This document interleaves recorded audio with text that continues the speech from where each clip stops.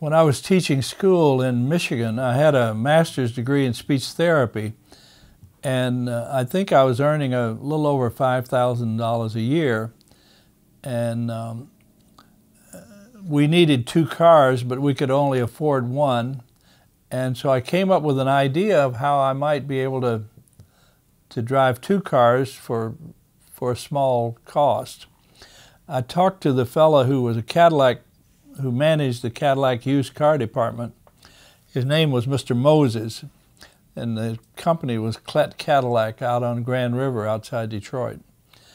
And so when he would get in a car that wasn't a luxury car, he would usually just wholesale it off.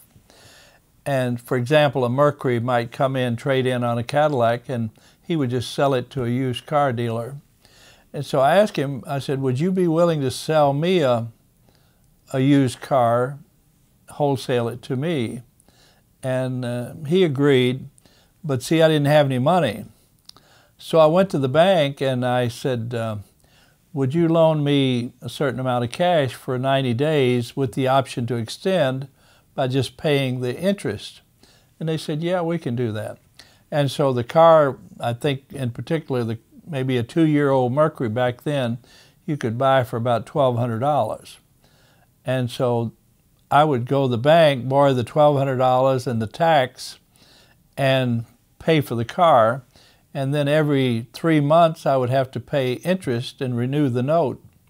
And so back then, it cost me like $18 to renew a note for 3 months.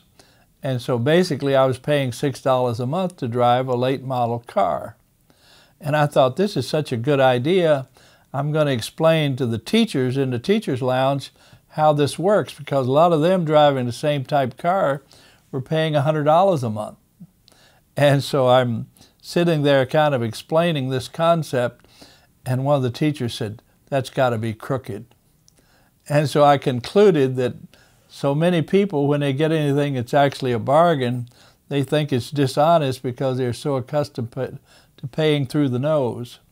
And so I didn't bother trying to tell them how to do it anymore.